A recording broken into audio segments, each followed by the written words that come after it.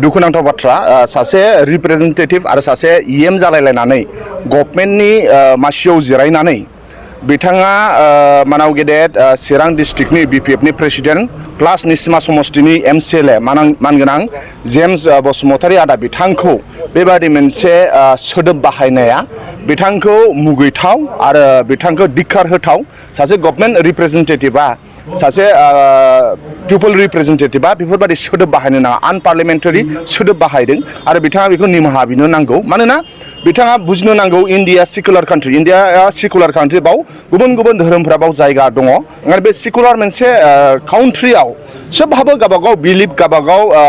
belief ट्रेडिसनखौ लानानै खामानि मावनाय मोन्थाय दङ दा ओंखायनो राकेश ब्रह्म मुसलपुर समष्टिनि एमसिएलए प्लास दा प्रमद बर' दैदेननाय सरकारनि इएम बिथाङा बेबादि मोनसे आनपार्लियामेन्टारि सोदोब आनकनस्टिटिउसन सोदोब बाहायनायखौ बिथाङा मोनसे मुगैथाव आरो बिथाङा लाजिथाव आरो बेफोरबायदि मा होनो रिलिजियन बायास आरो अबेबा मोनसे रिलिजनखौ हेट खालामनानै खोथा बुंनाय ओंखायनो बेफोरबायदिया मोजां नङा दा ओंखायनो प्रमद बर'नि दैदेननाय सरकाराव बेफोरबायदि दैदेनगिरिनि बुंफबजोबनाय जेरै एन्टि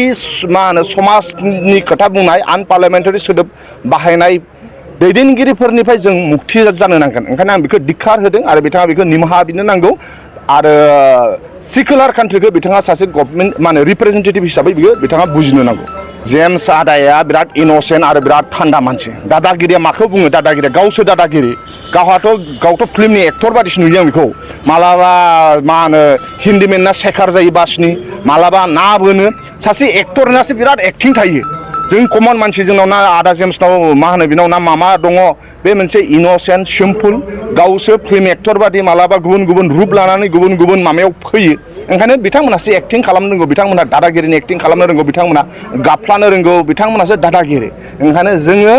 पिस लाभिं मानसि जोङो संबिधानखौ गनायनाय मानसि ओंखायनो बिथाङा राकेश ब्रह्म बिथाङा बायदिसिना खोथाखौ आनपार्लियामेन्टारि वार्ड आनकनस्टिटिउसनेल सोदोब बाहायनायफ्राव बिथांमोना बिराद एक्सपार्ट जोङो मा होनो दुखुनांथाव आरो दुर्भाग्यजनक होननांगोन जोङो जे प्रमद बर' दैदेननाय सरकाराव बेफोरबायदि मा होनो जेबो मिन्थियै सुबुङा दिनै इएम जानानै दङ जोङो बे बाइ इलेक्सन बिथांमोना रुलिंआव दङ दा बाइ इलेक्सनब्लाबो जोङो बिराद गोगोम जोंनिफ्राय बिपिएफनिफ्राय मानगोनां सुद्ध आदा बिथाङा टिकेट मोनबाय आरो मैया नमिनेसन गथायबाय दिनै खासिकट्रा ब्लक जोंनि बिपिएफ मावख'आव मा होनो बिराद लाइमोनफ्रा दिनै जइन जाफैदों आरो बेखौ नायनानै दिनै मिथिगोन जेराव बिपिएफनि दैदेनगिरिफोरा थाङो रायजो राजाया बिराद बरायदों जोङो दिनै अपोजिसनाव थानो हागौ नाथाय सिडलि इलेक्सनाव जोङो अपोजिसनाव थानानै रुलिंखौ जोङो फेजेनगोन मानोना बेयो रायजो राजानि लुबैनाय रायजो राजाया बाबाय इउपिपिएलनि दैदेनगिरिफ्रा दा साननो हागौ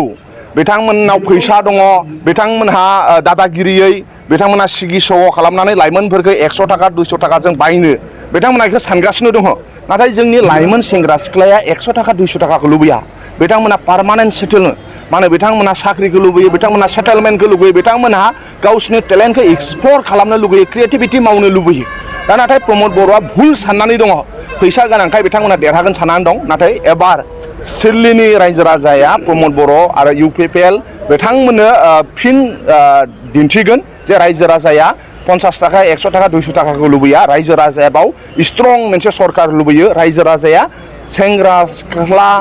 आबादारि कन्ट्रेक्टर फोरोंगिरि मोनफ्रोमबो थाखोनि सुबुंफोरनि दुखु दाहाखौ बुजिग्रा दैदेनगिरिखौसो नांगौ आरो बिनि थाखाय मानाव गेदेर हाग्रामा महिलारि सारखौ बोजबफिनबाय आरो बिनि थाखायनो मानाव गेदेर हाग्रामा महिलारि सारखौ पावाराव लाबोफिननो थाखाय 2025 मायथाइयाव एबार बिनि सिगां बाइ इलेक्सनाव जों बिपिएफआ देरहागोन बे 100% सैथो